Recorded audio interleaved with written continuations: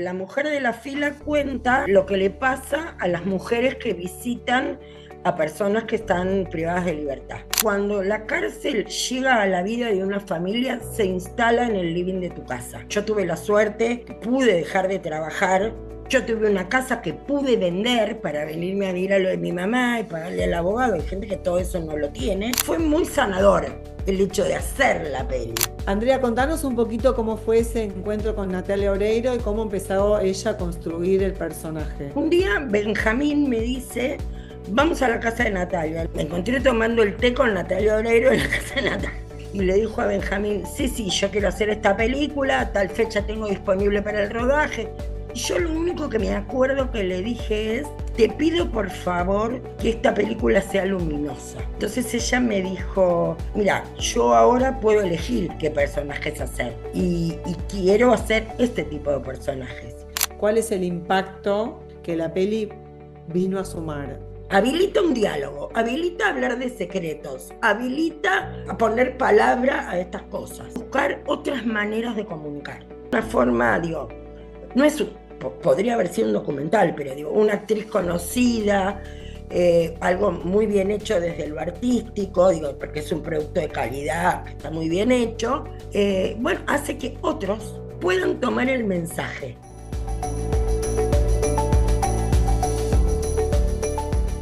Hoy nos acompaña Andrea Casamento, que pudo hacer de una experiencia personal dolorosa una causa social. Tras la detención injusta en el 2004 de su hijo, creó la organización Familiares de Detenidos, que fue la historia que inspiró la película La mujer de la fila, protagonizada por Natalia Oreiro. Hola Andrea, ¿cómo estás? Bienvenida. Hola, ¿qué tal? ¿Cómo les va? Un poco sorprendida con todo esto, pero muy bien.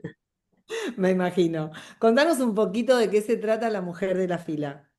La mujer de la fila cuenta lo que le pasa a las mujeres que visitan a personas que están privadas de libertad.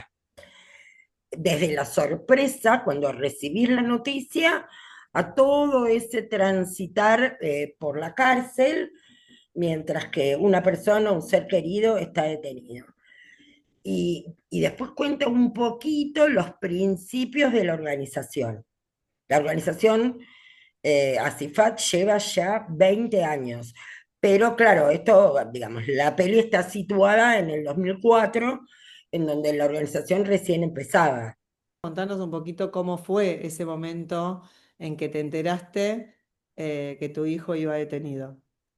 Mi hijo en ese momento tenía 18 años y yo digo esto porque me parece que es importante resaltarlo.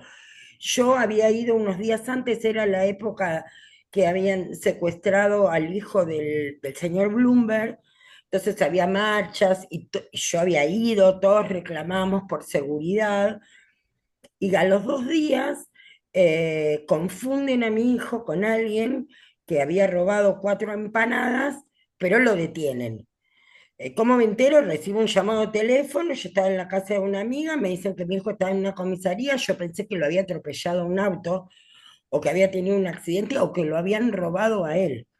Jamás imaginé que una cosa así me podía pasar. Bueno, y cuando llego me dicen que estaba incomunicado, que me busque un abogado. Yo le decía, señores, me busco un médico, no señora, un abogado porque su hijo está preso. Bueno, y así empezó, y yo creí que al otro día, eso era fin de semana. Te dije, bueno, no hay problema, ahora el lunes cuando voy al juez le explico que nunca pisamos la comisaría, que todo está ok, que yo me lo llevo a casa. Y el juez me dice, me atendió, raro, porque me dice, señora, no quiero marchas contra la inseguridad en la puerta de mi juzgado. Y lo mandó preso a una cárcel de máxima seguridad. Esto es un juego de instrucción.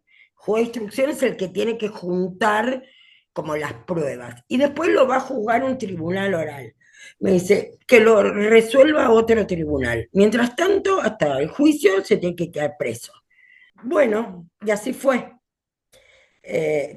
Mi hijo estuvo preso y ahí conocí, digamos, así conocí la cárcel y fue una realidad que me interpeló para siempre, porque para mí en el mundo del revés, Es muy difícil entender todo ese mundo.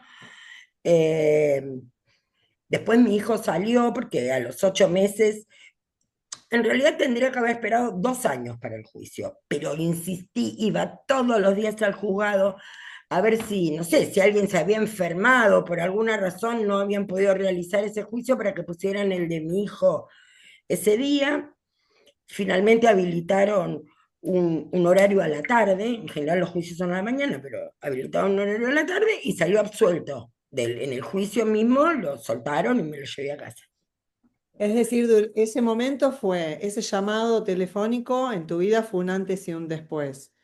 Sí, Por un montón de situaciones. Por un lado, porque de repente tuviste que sumergirte en un mundo que era el mundo de la cárcel que nunca pensaste. no sabía ni dónde quedaba, o sea, no sé, Y por otro lado, el tema de 8 meses después, mi hijo salía. ya que era inocente, pero durante todo ese momento, ¿cómo fue ese transitar en la relación con tu hijo principalmente? Es que no es solo con tu hijo, o sea, cuando la cárcel llega a la vida de una familia, se instala en el living de tu casa. Y todo lo que pasa en tu casa gira en torno de eso, desde la economía familiar, el cuidado hacia los otros chicos. Vos o dejás de, yo tuve la suerte que pude dejar de trabajar, yo tuve una casa que pude vender para venirme a vivir a lo de mi mamá y pagarle al abogado, hay gente que todo eso no lo tiene, pero todo gira en torno a eso, desde el horario en el que él te va. Bueno, ahora en la provincia de Buenos Aires están habilitados los celulares, pero en ese tiempo era imposible y la única manera de comunicarte era el día de visita o el llamado. Y el llamado es, claro, son 50 personas con un solo teléfono, entonces cada uno tiene un horario y unos minutos para hablar. Y después entendí que si no te llamaba ese día a esa hora es que algo había pasado. La señal era esa. Entonces tu vida gira en torno al horario de la llamada. Como para que se ubiquen, todos en general en vacaciones decimos, ay, ahora cuando los chicos empiezan el colegio, vuelvo al gimnasio, bebé, hago un montón de cosas porque como que ordena. Bueno, la cárcel te ordena tu vida.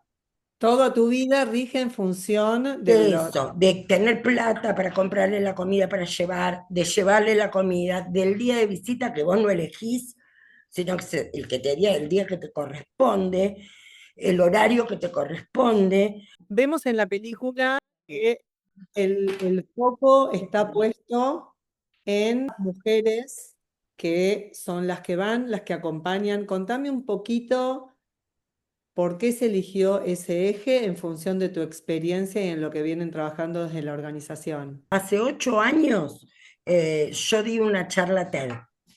Entonces, a partir de esa, no, alguien me hace una nota y dice, ay, che, pero esto es una historia de película. Y un productor que escucha y se le prendió la lamparita, entonces me invita a tomar un café y me dice que quería hacer una película con, con la Char, digamos, con la historia de la Char. Yo le dije que sí. Él me dijo, mirá, es mi primer película, nosotros somos una productora joven. Yo le dije que sí porque pensé que iba a venir con un celular a hacer unos videitos y eso era una película.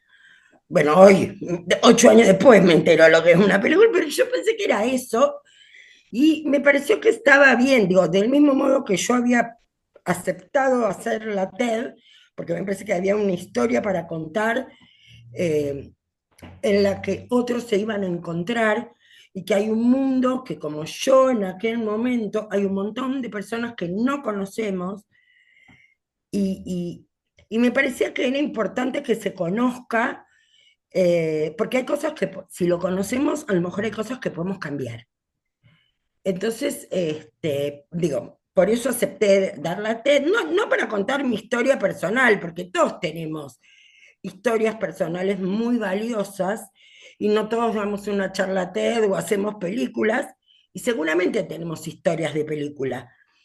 Eh, pero bueno, un poco por eso y otro poco también porque ya estábamos con la asociación y me parecía que había muchas voces de muchas Andreas, de muchas mujeres, que todas decían lo mismo, con la misma sensación de que nadie las veía y nadie las escuchaba.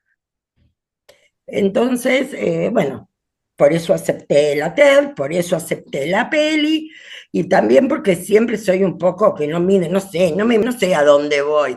Entonces dije todo que sí, y después pasó lo que pasó.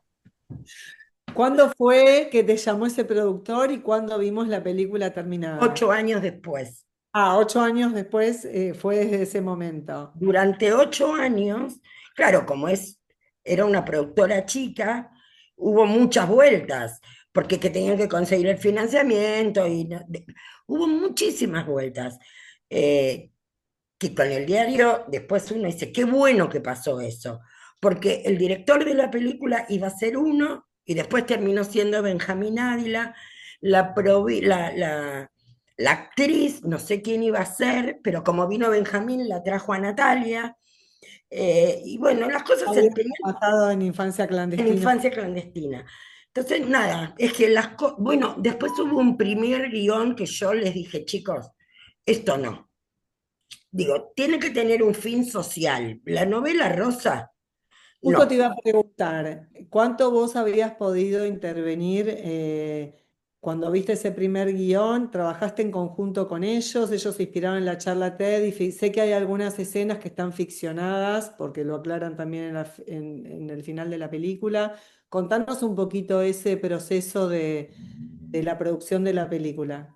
Bueno, primero pasaron estos años en donde este director no era, después hubo un impas, después no sé qué, aparece Benja, le muestran la charla y Benjamín dice, sí, yo la quiero hacer. Después había que conseguir un guionista. Bueno, creo que Marcelo Müller, pero Benja también, o sea, los dos hicieron el guión. Y digo, básicamente lo hicieron conmigo, porque lo charlamos todo el tiempo. Hay algunas cosas que no me pasaron a mí, pero le pasaron a mis compañeras. Entonces, de algún modo, para contar una realidad más redondita, es que intentamos poner esas voces. Después, bastante después, cuando ya estaba la actriz y se estaba por empezar el rodaje, no sé, yo un día les digo, che, pero ¿para qué vamos a contratar extras? ¿Por qué no ponen a las verdaderas mujeres de la fila? Porque nos conocían, porque ellos venían a la asociación, charlaban con nosotros para entender un poco el tema. Y entonces mis compañeras de ACIFAT terminaron siendo las que actúan, no, no actúan, ellas hacen lo que saben. Me acuerdo que cuando hubo una reunión de producción y qué sé yo, Benja les dijo, ustedes no tienen, ustedes hagan lo que hacen todos los días y nos enseñan a nosotros cómo es. Entonces, ahí hay bueno, hay varias escenas en la película en donde son ellas, hablando ellas, contando ellas, sin ningún guión, sin nada. Eso se grabó, quedó así y así se puso. ¿Cómo fue el proceso? Vemos en la película que, bueno, los días de visita se hacen esas filas. Ellos los acompañaron, pudieron vivenciar lo que era realmente esa fila y cómo lo vivía cada una. ¿Cómo fue el proceso? La peli se grabó en Ezeiza y en otras cárceles que ellos pidieron permiso para. Sí, supongo que fueron a ver el lugar, pero además participaron nosotras en la organización nos reunimos todos los martes con familiares y hablaba, bueno, y participaron de muchas reuniones. Vino Natalia, vinieron, bueno, participaron de varias reuniones. Y me acuerdo que una de las compañeras les dijo, yo no tengo problemas, pero les voy a pedir un favor. No nos hagan con pestañas postizas, uñas largas, todas, porque somos estas, somos madres, y eso la verdad que fue tan respetuoso, fue muy sanador el hecho de hacer la peli. Aparece un poco esto que decís, hablemos un poquito de los prejuicios y los estereotipos, ¿no? A lo largo de toda la peli es algo como que hace fuerza para aparecer. Hay una escena que es para mí muy llamativa, que es cuando, no sé si es real o no, vos nos contarás, cuando vos te reunís con las mamás del colegio y tus amigas que hasta ese momento no les habías contado por lo que estabas pasando. Dos preguntas que te quiero hacer sobre eso. Uno es si fue real que durante mucho tiempo lo ocultaste, si tenía que ver por algo que te costaba asumirlo a vos o si era que pensabas que el resto de tu entorno no lo iba a entender. Y lo segundo es que se ve que después dejaste de compartir tu tiempo y tu vida en ese momento con estas mujeres y empezaron a acompañar las mujeres de la fila. Contame un poquito cómo viviste vos ese momento. En mi caso, eh, al principio no lo pude contar no sé, a mi vecino, a los dos que tenía al lado, porque ni siquiera te pones en la, o sea, te sorprende y tenés que hacer. O sea, tenés que salir de tu casa, tenés que ir a la cárcel, tenés que buscar un abogado, no tienes tiempo para estar llamando a los amigos a contarles qué te pasa. Porque además, tampoco sabes cómo contarlo, te parece que estás viviendo una pesadilla. Entonces, en el trabajo sí, porque no tenía, pero en mi caso muy particular, yo no es que porque tenía miedo que me echaran, sino porque no podía dar explicaciones, no tenía tiempo para eso. De hecho, en ese momento, si vos te echaban de tu trabajo, te pagaban una indemnización doble. Entonces yo hablé con mi jefe, le dije que necesitaba que me echaran porque tenía que cobrar doble la indemnización porque estaba en esta situación y tenía que sacar a mi hijo de ahí. Pero sé, hay un montón de compañeras que no lo cuentan porque tienen miedo de perder sus trabajos, porque la mirada del otro es muy prejuiciosa. Seguramente fuiste mala madre, seguramente lo educaste mal, seguramente estás comprometido con ese otro en el delito y formás parte de no sé qué banda. Entonces, eso por un lado te da miedo, y por otro lado también, en el ámbito judicial y en el servicio, tampoco te creen. Vos también siempre vas a ser sospechosa. Si vos vas al juez a decirle algo, te dice, pero usted porque quiere beneficiar a su hijo. No, porque no come. Vos en la fila y las requisas y todo eso horrible que hacen, es porque creen que sos vos la sospechosa que vas a ingresar eso que no está permitido.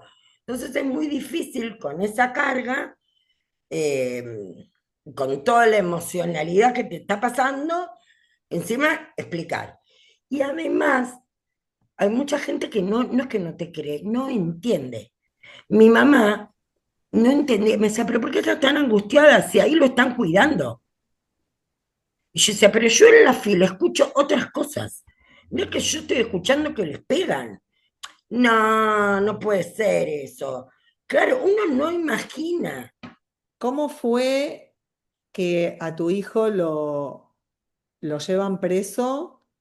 Hoy sabemos que injustamente, pero ¿qué es lo que ellos vieron para llevarlo preso en ese momento? No vieron nada, se confundieron. O sea, mi hijo se estaba tomando un taxi con la novia tenía 17 y él 18.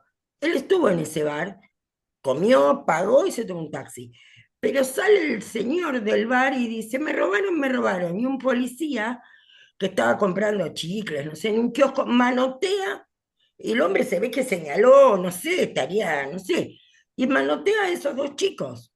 Por eso lo de las cuatro empanadas, porque habían consumido teóricamente y se... No, porque de verdad lo robaron. Pero el que le robó la empanada se fue corriendo para el otro lado. O sea, el hombre sale a los gritos y el que de verdad le robó las cuatro empanadas se fue para el otro lado y no lo agarraron. Agarraron a estos dos que se estaban subiendo al taxi. Sí, aparte es la sensación que se ve retratada en la película de una mamá que es amorosa, sobreprotectora, se desvive por sus hijos y de repente tener que dejar a su hijo en un ámbito Eso es tremendo. en donde hasta ese momento que vos no empezás a ser parte de su universo, lo tenés como lo más oscuro y lo peor del mundo, y un hijo que además no tiene herramientas. Contame un poquito eso, ¿cómo fue la vivencia de él en relación a salir de su casa y estar solo en la cárcel? Bueno, bueno, para mí, o sea, mi hijo cumple años en enero y esto fue en marzo. Entonces, ¿cómo de repente se había convertido en mayor de edad? Y su hijo es mayor de edad, ya no le explico nada, pero sí, hasta hace 2 meses yo iba al colegio a firmarle el boletín. Entonces, ¿de cuándo pasó esto que no me enteré? ¿Y de cuándo pasó esto que yo no puedo darle una manta a mi hijo o no puedo abrazarlo? Porque vos me decís que es mayor de edad. ¿Cuándo creció tanto que no me necesita y que no me dejás cuidarlo? Era como una cosa muy, que a mí me costó mucho entender eso. Y por otro lado, lo que yo pensaba era, pues este pibe lo van a matar si apenas si sabe andar en bicicleta, no tiene herramientas, no sabe defenderse. Y una vez una psicóloga me dijo, bueno, algo bueno le habrás dado, no te preocupes que va a sacar de ahí y va a saber cuidarse. Bueno, la cárcel también te enseña, digo. Cuando a mí muchas veces me dicen, bueno, ¿y qué saqué? Yo creo que salvo mi hijo, es mucho más lo que gané que lo que perdí, ¿eh? Salvo esos 8 meses de mi hijo. El resto es todo ganancia. Aprendizaje. Dime tres cosas que sentís que todo ese transitar que tuviste que vivir te enseñó. Bueno, me liberó de un montón de celdas, de candados internos. Por ejemplo, el prejuicio de tener cuidado con esas mujeres, no hablen porque sus hijos algo habrán hecho y el tuyo no. Y ellas fueron las que me dieron una mano, me enseñaron, me ayudaron. Entender que, bueno, que a veces uno no puede todo con los hijos, que los hijos crecen y le van a pasar cosas y que cuando, viste, es cuando los hijos crecen. ¿Qué va a hacer? Es así. Eh, aprendí, bueno, y en el medio, cuando mi hijo ese día no me llama, bueno, hubo toda una situación porque el abogado no lo encontraba, qué sé yo, y me dice, mira, te va a llamar una persona que hace mucho que está presa, que bueno, él conoce las vueltas de la cárcel y a ver si él lo puede ubicar.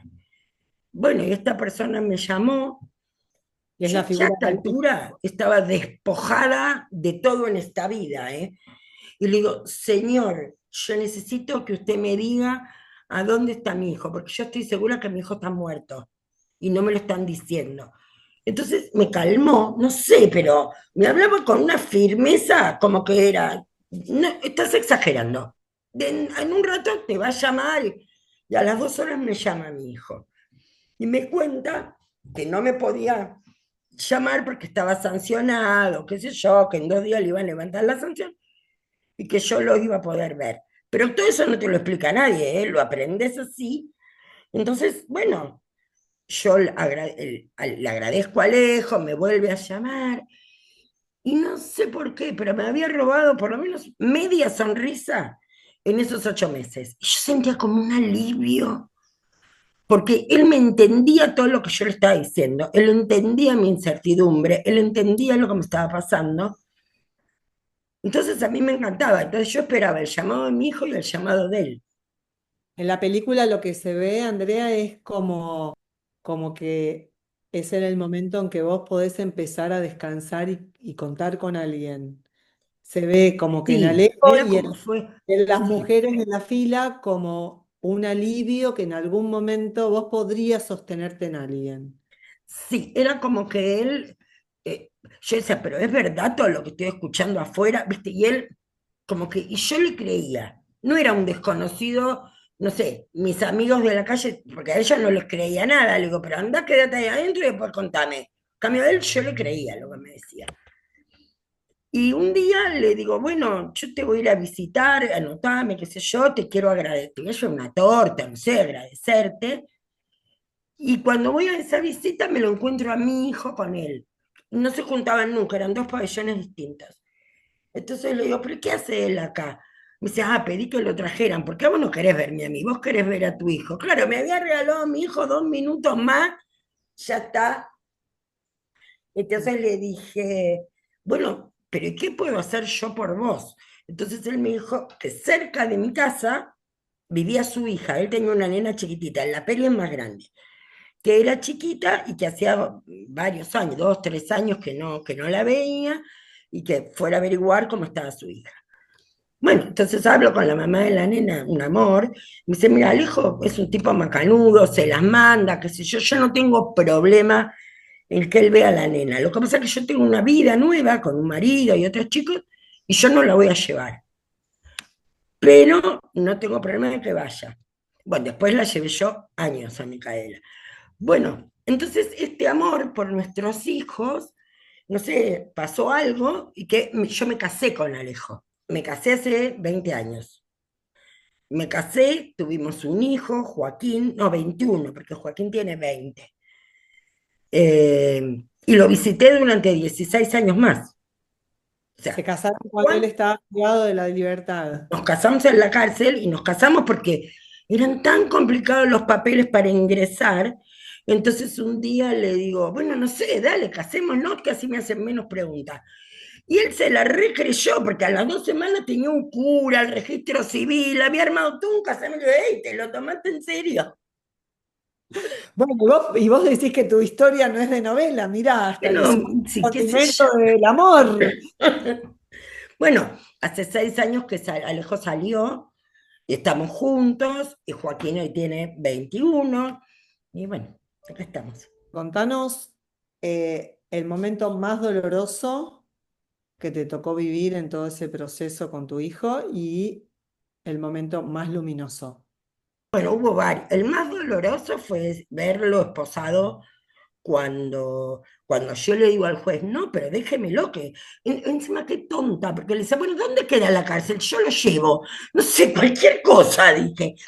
Y él pone las manos hacia adelante y como que le da las manos al policía y el policía le pone las esposas y lo vi irse por el pasillo de tribunales. Eso fue lo más doloroso que me pasó. El más luminoso, no sé si cuando lo vi, después de la sanción esa que tuvo, que comprobé que estaba vivo, o cuando salió, mira, no sé cuál de los dos. Y otro muy luminoso, el nacimiento de Joaquín. Su papá estaba preso y ese chiquito, no sé, es la esperanza. Es que encima de lo más horrendo, cuando vos le pones, los dos, porque los dos tuvimos que poner, ¿no? Pero cuando uno le pone ganas y uno deja que entre esa pequeña endija de luz, después todo florece. Y florece en una vida maravillosa que es mi hijo que tiene 20. Yo creo que lo había perdido todo con Juan Cruz. Y sin embargo la vida me regaló un chiquitín que pude cuidar y que hace, no sé, y es maravilloso. Andrea, contanos un poquito cómo fue ese encuentro con Natalia Oreiro y cómo empezó ella a construir el personaje. Benjamín me dice, vamos a la casa de Natalia. Le digo, ¿qué Natalia? De Natalia Oreiro, porque no sé, tiene que ser ahora porque ella se va de viaje. Me encontré tomando el té con Natalia Oreiro en la casa de Natalia. Ella ya había visto la TED, pero quería charlar un poquito conmigo. Fueron 2 horas, ¿eh? Y le dijo a Benjamín, sí, sí, yo quiero hacer esta película, tal fecha tengo disponible para el rodaje. No sé, hablaron de unas cosas técnicas. Y yo lo único que me acuerdo que le dije es, te pido por favor que esta película sea luminosa. Entonces ella me dijo que, mira, yo ahora puedo elegir qué personajes hacer y quiero hacer este tipo de personajes. Digo, es muy dolorosa, pero que tenga luz, ¿viste? Que no quede sufriente, porque, no sé, era eso no quería. Y eso es todo lo que hablé con ella. No hablé más. Después ella vino 1 o 2 veces a CIFAD y después, durante todo el rodaje, yo creí que una película se filmaba toda de acuerdo a la historia. Y resulta que se filma por locaciones, una cosa rarísima. Entonces solo yo estuve el primer día y el último, porque todo ese mes yo estuve de viaje. Entonces me lo encontré terminado, o sea, nunca, y sin embargo, lo que todavía no logro entender, cómo todo el mundo que me conoce me dice, esa sos vos. Vos caminabas así, suspirabas así, vibrabas así, y es así. Es tal cual eso. ¿Qué te pareció cuando viste la peli? Más allá de cuánto refleje o no tu historia, porque hay cosas ficcionadas, ¿Cuánto sentís que viene a aportar a poder visibilizar esta temática desde otro lugar? Lo primero que me pasó cuando vi la tele es que, la peli es que me vi ahí. Ese era yo. Así, ¿eh? Entonces dije, epa. Por otro lado, sentí como mucho alivio, porque dije, bueno, esto ya pasó, otro lo está contando, no estoy poniéndole el cuerpo yo y mis hijos están en casa, como, ay, qué bueno, ¿viste? Cuando algo lo podés contar, ya quiere decir que ya está. Entonces, es como una y otra vez reafirmar que se había acabado la pesadilla, que yo ya estaba despierta y que eso ya había pasado. Así que eso me dio como mucho alivio. Y después, por otro lado, me gustó muchísimo que estén mis compañeras ahí, que todo lo que les pasó a ellas en este proceso fue maravilloso. Ellas también sintieron mucho alivio. No solo porque alguien las vio con respeto, sino que además lograron jugar, aunque sea 5 minutos, que eso no les estaba pasando. Que esas bolsas que cargaban eran de papel, no pesaban nada. Aunque al otro día tenían que ir, preparar la bolsa y ir a ver, y todavía están yendo a sus hijos, pero por un ratito jugar a que no eran ellas, eso fue un alivio. Tuvieron algo diferente a la cárcel para contar, quizás hasta dentro de 10 años, porque siempre en la cárcel pasa siempre lo mismo y cuenta siempre lo mismo. Entonces eso me pareció maravilloso. Y la otra es, bueno, a ver, ¿qué posibilidades hay? Y eso es lo que está pasando ahora, que hay un montón de mujeres que nos llaman y nos cuentan sus historias de todas partes. Eso, hablemos un poquito sobre hoy que ya está la peli en cartel y que está teniendo mucha visibilidad por suerte. ¿Cuál es el impacto que vos sentís más allá del trabajo que ustedes vienen haciendo hace 20 años, como nos contabas, que la peli vino a sumar? Yo necesitaba corroborar que todas nos encontrábamos en esa película, que no era únicamente yo. Entonces, bueno, las primeras veces cuando uno, 2 veces creo, la vimos con mis compañeras y todas dijeron está ok, dije, ah, qué alivio. Bueno, como te contaba, Asifat tiene un recorrido de 20 años, hace como desde la pandemia, sí. Una de las cosas que yo venía observando, que había familiares de todo el mundo, pero específicamente de la región, que por ahí nos venían a visitar y contaban exactamente lo mismo que contábamos nosotros, pero con la tonada mexicana o colombiana, pero que era lo mismo en la región. Exactamente lo mismo, ¿eh? ¿Era qué, por Que ejemplo? las filas eran iguales, que no había un baño, que las requisas eran iguales, que el Poder Judicial no te atiende, que los miedos personales de cada eran los mismos, que las mismas dudas, le digo a mi hijo o no le digo en el trabajo no digo, eso es igual en todo el mundo, ¿eh? Pero era una percepción mía, lo que pasa es que lo empecé como a comprobar. Entonces así se armó una red internacional de organizaciones familiares en 7 países de la región, en España y en España, y cada tanto tenemos un encuentro donde nos juntamos todas. Y este año fue en Brasil. Entonces dije, bueno, vamos a ver la peli entre todas, a ver si es cierto que nos estamos encontrando. Todas, todas dijeron exactamente lo mismo. Ay, la mexicana me dice, ay, ¿es verdad que vos dormías en el sillón? Y digo, sí, porque está al lado del teléfono. Y entonces ella me dice, yo hace 12 años que duermo en el sillón. Entonces, nada, dije, es por acá. Si esto sirve para, es como un idioma que nos es común a todas, me parece que esto nos va a servir para hablar de esto, primero entre nosotras. Y después la otra cosa respecto del impacto digamos, que me parece que también hay que hacer, es que hay que buscar otras maneras de comunicar. ¿Viste? Las notas, los papeles, los papers. Algo pasa que resulta aburrido o los pibes jóvenes tienen esta modernidad del Instagram, qué sé yo, que yo todavía no entiendo, pero hay que encontrar nuevas formas de comunicar. Y a mí la peli me parece que es una forma, digo, no es podría haber sido un documental, pero digo, una actriz conocida, algo muy bien hecho desde lo artístico, digo, porque es un producto de calidad que está muy bien hecho, bueno, hace que otros puedan tomar el mensaje. Y eso por un lado. La otra cosa también respecto del impacto es que la peli no muestra una realidad muy cruda, pero sin golpes bajos. Digo, como que no alecciona, te cuenta algo y a cada uno le va a resonar desde su lugar. Desde que, o porque es madre, o porque piensa que alguna vez le puede pasar, o porque le está pasando, o porque es tomador de decisiones y dice, yo, no puede ser que las mujeres no tengan un baño disponible cuando hagan la fila. A cada uno le va a resonar de donde le toque. Contame un Pero la poquito. peli sirve para eso, creo. Habilita un diálogo, habilita hablar de secretos, habilita a poner palabra a estas cosas. Devela algunas cosas que no conocemos.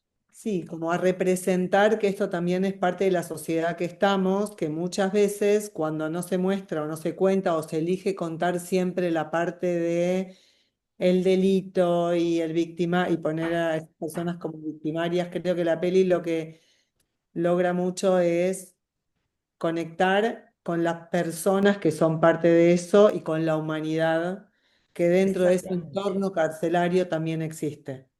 ¿No? A mí me De, parece. de hecho, decidimos no mostrar la cárcel del lado de adentro. Únicamente se muestra, bueno, el salón de visita, ese lugar que se comparte. Yo siempre cuento, o sea, mientras que yo visité a mi marido, yo no conocí la cárcel. O sea, conocí ese pedazo, porque lo que pasaba adentro, él nunca me lo contó. Yo conocí la cárcel después a partir de mi trabajo, pero no nunca como familiar, porque yo iba al encuentro de mi familia. Conocía a mis compañeras, iba intercambiando con ellas. eh, También cuando me preguntan por qué decidí crear a Cifad, en verdad Cifad me creó a mí, yo no creé a Cifad.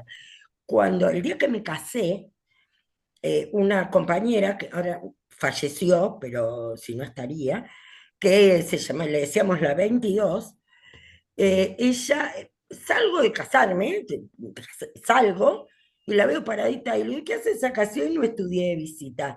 Me dice, nena, cuando uno se casa no vuelve solo a la cárcel, a la casa, vení que vamos a tomar algo. Y ellas me buscaron y juntas lo fuimos haciendo, porque íbamos escuchando a otra que preguntaba, que recién llegaba y estaba más perdida que yo aquel día, y entonces en la fila nos íbamos acompañando, y yo pensé, dije, bueno, esto no puede ser, tiene que haber una oficina pública que nosotros no conocemos, o una organización, algo en donde nos podamos acercar y nos orienten. Hasta que alguien me dijo, señora, ármese una ONG porque el Estado no le va a dar eso que necesita. Yo no tenía idea lo que era ONG, ¿eh? Pero bueno, armamos ese espacio y hoy es una ONG, pero por eso digo, se armó. Ellas me buscaron.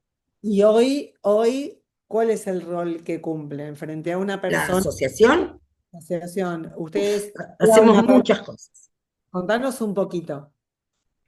Por ejemplo, hacemos esto, hacemos cosas de comunicación, digamos, intentamos mostrar esta realidad desde todos los lugares posibles.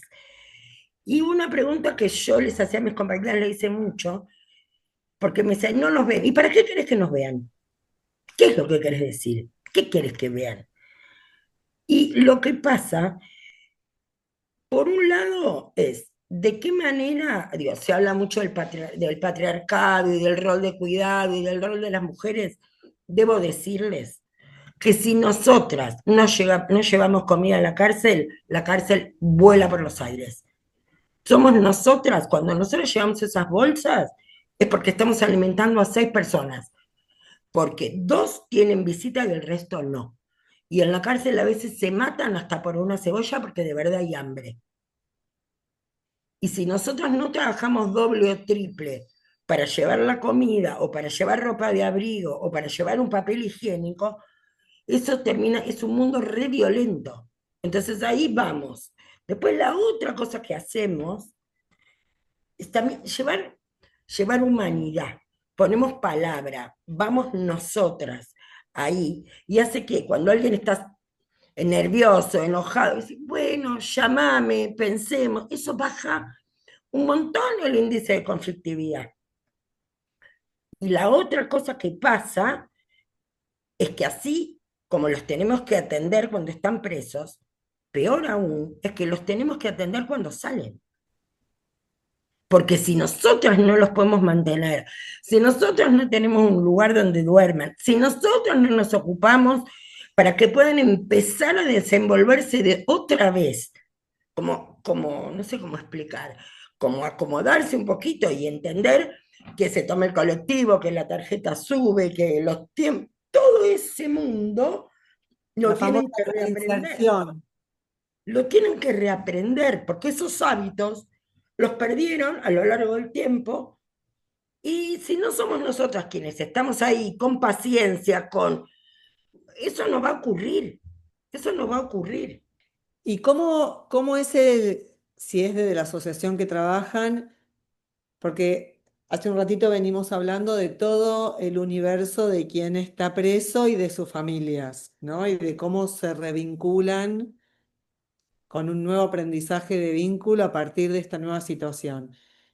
¿Qué pasa con el resto, ¿no? El resto de la familia, el resto de la sociedad, el resto de, parecería, siempre me aparece como de un lado y del otro, cuando en realidad no debería ser así, pero todavía funciona así, que me imagino que el rol de la organización viene a cumplir un poco el puente para poder hacer que esos dos mundos se entiendan. Contanos en qué Yo, trabajan en relación a yo eso. creo que, digo, no son dos mundos tan distintos. Y en el medio estamos nosotras, que somos las que entramos y salimos todo el tiempo.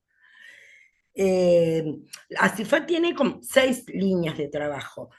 Una, bueno, que tiene que ver con esto de los martes, que hace 20 años a las 5 de la tarde nos reunimos todos los martes, y ahí es como el corazón, porque ahí vienen familiares de hace muchos años o nuevas. Y, y todo el mundo que nos quiere conocer, ahí tomamos unos mates, compartimos. Lo que surge de ahí es todo el trabajo enorme que tenemos durante la semana. Entonces, a partir de ahí van surgiendo las necesidades y las cosas que tenemos que hacer para acompañar. Nos dimos cuenta que muchas venían con nenes y que los nenes se angustiaban un montón mientras que la mamá lloraba y nos contaba. Entonces ahí armamos un rincón para los chicos y empezamos a pensar un área de niñez. ¿Qué le pasa a los niños que tienen un referente adulto privado de libertad? ¿Cómo lo viven? ¿Lo cuentan en la escuela? ¿Qué pasa en sus ámbitos? ¿Siguen yendo a fútbol?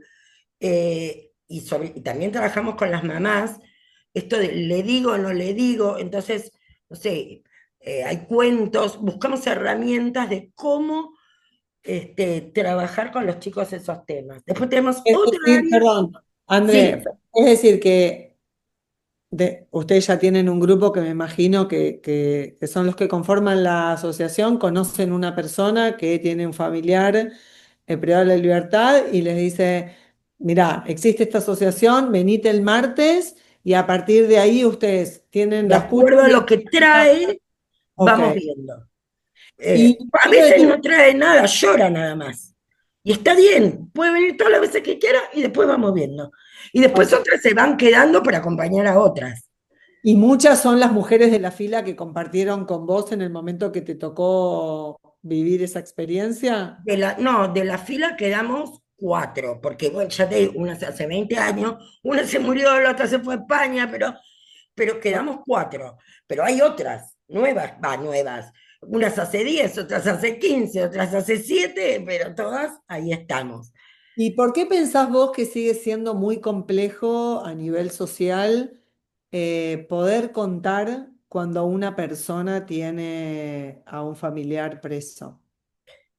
Bueno, tiene que ver con esto que yo te decía al principio, del estigma, de la vergüenza, Y además, la mayoría de las personas que están presas son de muy bajos recursos. No digo, nadie va, digo, la gente humilde no tiene tiempo para ir al psicólogo. Si consigue un turno en la salita, lo tiene de acá 5 años. No puede pensar. Entonces, son como mulas del trabajo. Ellas van y hacen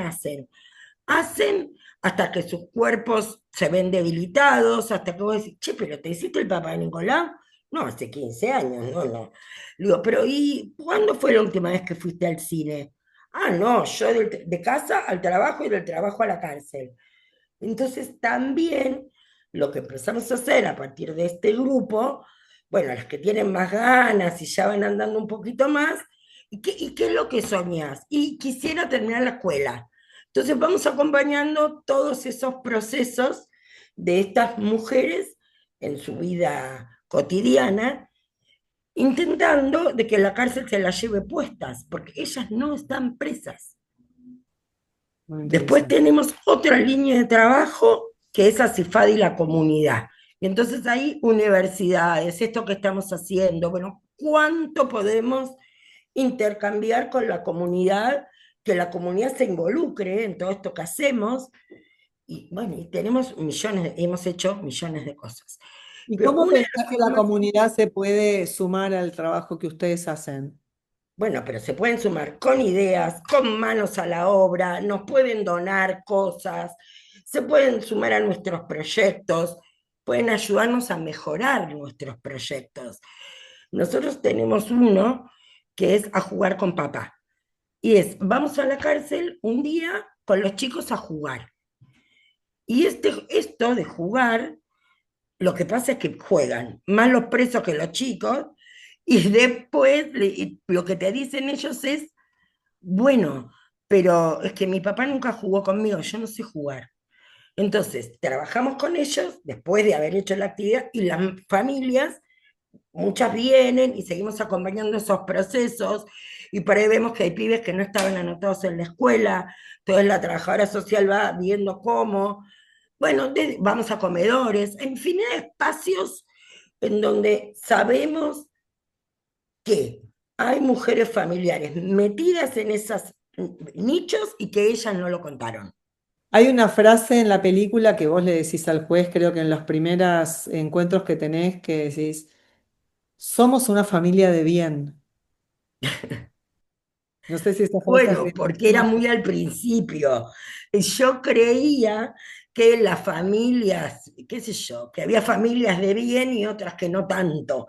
Eso era cuando era muy tonta, cuando todavía la cárcel no me había despojado de tanto prejuicio.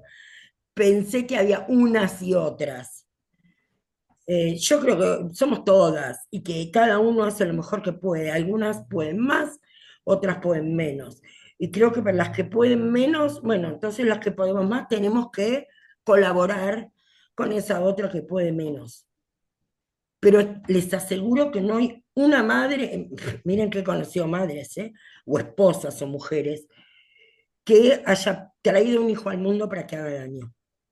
No sé, algunas fue injusto, los acusaron por lo que no hicieron, otras sí lo hicieron y te dicen, yo no me di cuenta, no supe cómo cuidarlo, o muchas, la mayoría, me dicen que sus hijos tienen problemas de consumo, la mayoría, y que, no, y que fueron y golpearon puertas y nunca pudieron encontrar una solución.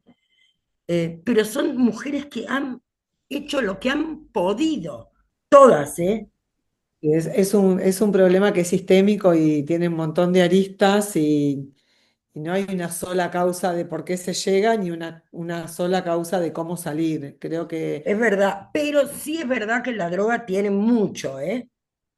Hay mucho. La cárcel es el único lugar que vos te va a aceptar sucio, despojado, habiendo hecho algo más. Después, en los otros lugares siempre te piden algo, ¿viste? Bueno, si vas a jugar al fútbol, que juegues bien a la pelota. Si vas a la escuela, que te portes bien. La cárcel es el único lugar que te agarra como estás. Entonces, deberíamos abrir un poco y entender que hay gente que está descosida, que se cayó, que está afuera, pero que si le hacemos un lugar, van a tener donde pararse. en, Otros e- no. No En sé si será esto, para todos, pero hay que intentarlo.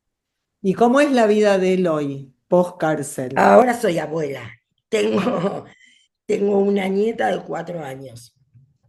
Y él tiene un microemprendimiento y trabaja. Y yo, bueno, y otra de las cosas es, che, Juan, pero a vos te molesta que yo hable de estos temas y tal. Bueno, de hecho en la peli no está su nombre y él no quiso foto, no quiere nada porque me dice, mira, vos hacés lo que vos tengas que hacer. A mí la cárcel me enseñó lo que me tuvo que enseñar y ahora quiero hacer otra cosa. Entonces eso se respeta a rajatabla y él hace su vida, vive a 4 cuadras de casa, tiene una nena, tiene una vida. De hecho, muchos también saben, porque saben que yo soy la mamá de, pero bueno, él hace su vida. Porque de alguna manera el estigma uno es como que lo lleva siempre, ¿no? Vos decís, estuvo en la cárcel y hay muchas cosas En el que... caso de él, no, porque ya está todo, viste, desde la TED, todo el mundo sabe que fue un error, aparte una estupidez, porque en el caso que hubiese sido culpable, de, a ver, un adolescente, qué sé yo, no era, se resuelve de otra manera. Yo me acuerdo que le decía al juez, bueno, hagamos una cosa, que mi hijo haga 200 empanadas y que las done a la comunidad, pero déjemelo ir a mi casa. O sea, ¿Cómo ¿viste? sentís vos que el sistema judicial, hoy después de 20 años de trabajo, favorece, ¿no? A la forma en que las mamás lo tienen que vivir, ¿no? Este Es que dolor. no, bueno, recién el sistema judicial nunca, recién ahora nos está viendo, nunca nos vio, siempre vio al detenido y su causa penal, y nada más. De hecho, las personas ahora no, sí, mejoró un poquito, están presas por la jurisdicción a donde cometieron el delito, no por donde viven. ¿Por qué es eso? Porque tienen que estar más cerca del juzgado, porque se tienen que ir a declarar. Ahora, capaz que viven en la otra punta y hay otro lugar que es más cercano para la visita y la mamá no tiene que viajar 3 horas. Todo eso el Poder Judicial nunca se enteró. Ahora, bueno, nosotros sí, nosotros lo venimos diciendo hace mucho, en mesas, y de algún modo, hace rato que por lo menos ya no te dicen, usted no es parte del expediente, váyase, no se escuchan. Hay algo que empezó a pasar. Como te decía, cuando hicimos esta red, una de las cosas que hicimos fue pedir una reunión, una audiencia ante la Comisión Interamericana. Y hablamos, uno de cada país agarró un tema, porque si total eran los mismos. La Comisión Interamericana, a partir de eso, hace menos de un mes, saca una resolución recomendando a los estados qué cosas tienen que hacer respecto de las mujeres y de los niños que visitan. Y una de esas es, tienen que alojarlos en lugares cercanos a donde viven.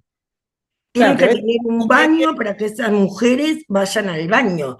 Tiene que estar habilitado un lugar de espera porque los presos tienen familia.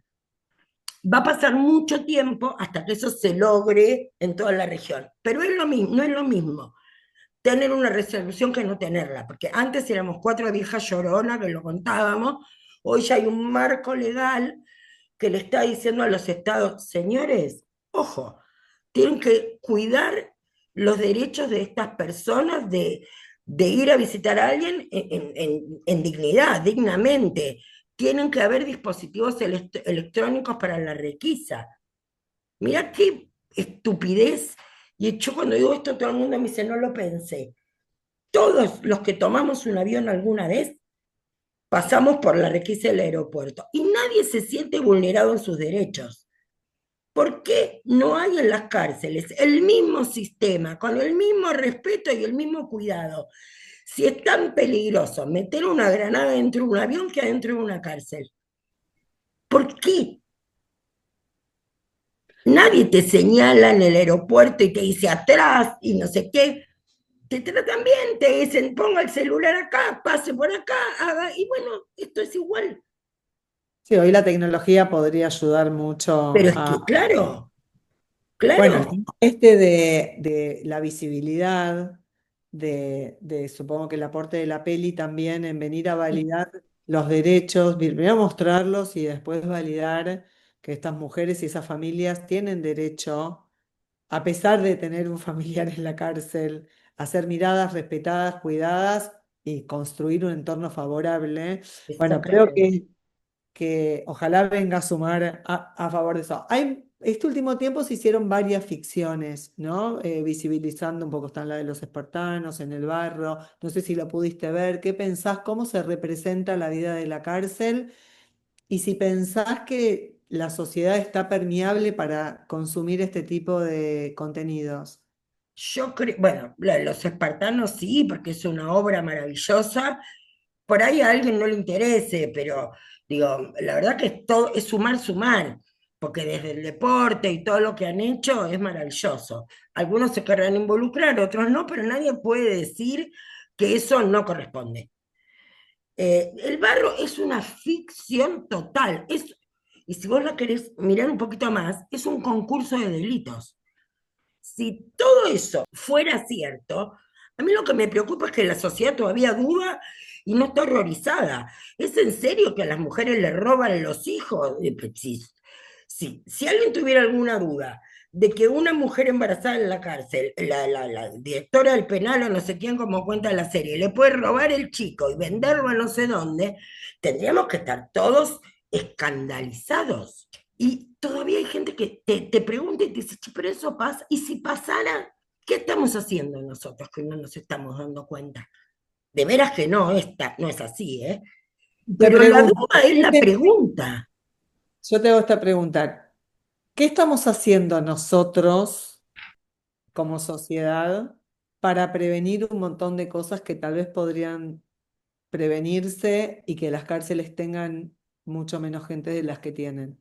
Yo creo que hay un montón de buenas voluntades.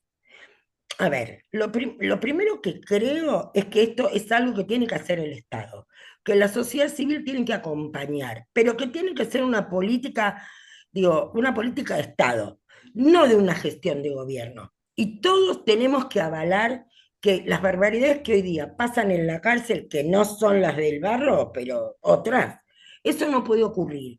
¿Por qué? Porque tenemos que garantizar que lo que pagamos con nuestros impuestos, que las personas salgan de la cárcel habiendo podido estudiar, digo, porque si no, no hay seguridad posible. ¿Y qué le decís vos a esas personas que dicen, ¿para qué invertir en alguien que está en la cárcel con todo Porque el... estás invirtiendo en la seguridad de tus hijos, estás invirtiendo en tu seguridad, aunque sea mirar por ahí. Si no lo quieres mirar desde el lado humanitario, respetuoso de los derechos, te digo, vale la pena invertir ahí, porque estás invirtiendo en seguridad, sale más barato eso que un patrullero o dos muertos, porque las consecuencias, no puede ser que una persona esté a cargo del Estado 10 años y salga sin haber terminado la escuela primaria. Es mentira que los presos no quieren estudiar. El problema es que no hay aulas para que las docentes den clases. Eso es así. Entonces, lo que tenemos que garantizar es que todas las cárceles deberían ser como la de los espartanos, porque así va a bajar el índice de reincidencia, porque así vamos a estar todos mucho mejor. Ninguna de nosotras quiere que su hijo vuelva a la cárcel. Ninguna de nosotras quiere que su hijo lastime a otra persona.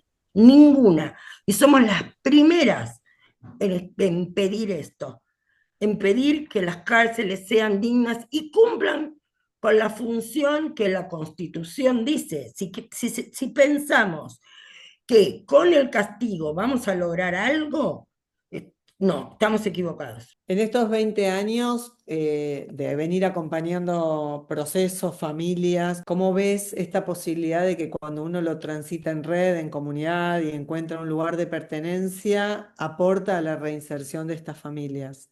No sé, pero te voy a decir, no, el 100%, porque a lo mejor no se logró la reinserción, pero a lo mejor lo que pasó es que el resto de los hermanitos no fueron a la cárcel, porque ese era el único recorrido conocido. ¿Entendés? A lo mejor lo que pasó es que esa mujer no se murió de cáncer, porque fue al médico, digo, siempre es ganar, ganar, siempre. Bueno, ahora no, pero hasta el año pasado, durante 4 años representé a la Argentina en Naciones Unidas, y me tocaba visitar lugares de encierro de todo el mundo, íbamos, y después teníamos que hacer un informe al Estado y a ese país que visitábamos, y dice, usted tiene que mejorar esto, esto, esto. Y te lo puedo asegurar, que en todos los países es igual, algunos mucho peores. Yo creo que el nuestro está fatal, siempre se puede estar peor, he visto cosas tremendas, y también vi otras cosas muy buenas, pero son otro tipo de sociedades, qué sé yo, en Noruega son otro tipo de sociedades. Lo que sí puede, lo que pasa es que hay que intentar, no nos podemos quedar, esto quedó viejo, quedó antiguo, las mazmorras, ya está. No, encerrar a la gente así no da resultado, Sí, nos damos cuenta que porque si no estaríamos todos, si el sistema serviría, bueno, estaríamos todos mucho más seguros, o por lo menos habría menos, no más, cada vez hay más. Bueno, algo pasa, algo no está funcionando. cuando uno cree en lo que está haciendo y trabaja mucho, porque supongo que habrás trabajado mucho, los cambios son posibles y romper toda esa barrera de prejuicios, creo que sos la embajadora de que transformar primero todo ese dolor en acción y lo segundo, que con mirar al otro y escucharlo podemos encontrar mucho más puntos de encuentros que diferencias. Pero de eso no te quepa la menor duda. Una de las cosas que yo, bueno, por ahí si uno le pregunta a mi marido, ¿y qué te pasó? Es que ella me miró. Una de las cosas que nosotros hacemos todo el tiempo, bueno, pero todas nosotras, ¿no? Aprendimos a mirar. No solo miramos a nuestro hijo, sino que miramos alrededor. Y después, otra cosa también es, bueno, ¿y qué es lo que querés cambiar? Bueno, la verdad que no sé. O sea, no es que hay, el cambio es como yo digo y de la manera que yo digo, porque no soy la dueña de la verdad. Y porque ese cambio lo vamos a construir entre todos. Pero sí es cierto que hay algo que no está funcionando. Si uno se queda quieto y tieso, pensando que el cambio es de la manera que yo digo, y como yo lo digo, no va a funcionar tampoco.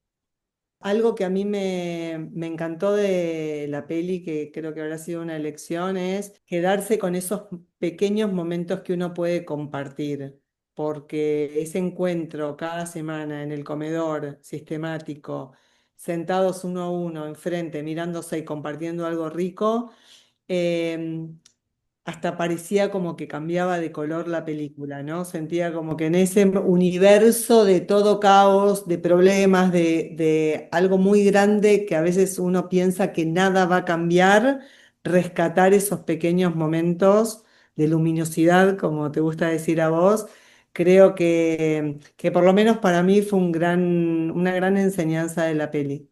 Bueno, eso es lo que yo te decía hoy de eso que llevamos nosotras cuando vamos a la cárcel. Es ese mate, ese cafecito, esa mirada, es ese abrazo. ¿Y cómo lo viven ellos? Porque ellos, nosotras, después vamos a casa y tenemos la vida misma, pero ellos viven el resto de la semana, del mes, de los, no sé, cuando lo vayas a visitar, con el recuerdo de esa última vez que fuiste y la esperanza de esta que va a venir, que trae esa luz de afuera. Y eso es lo que les hace sentir que están vivos. Y que vale la pena aguantar todo lo demás. Es que no hay otra, no hay otra.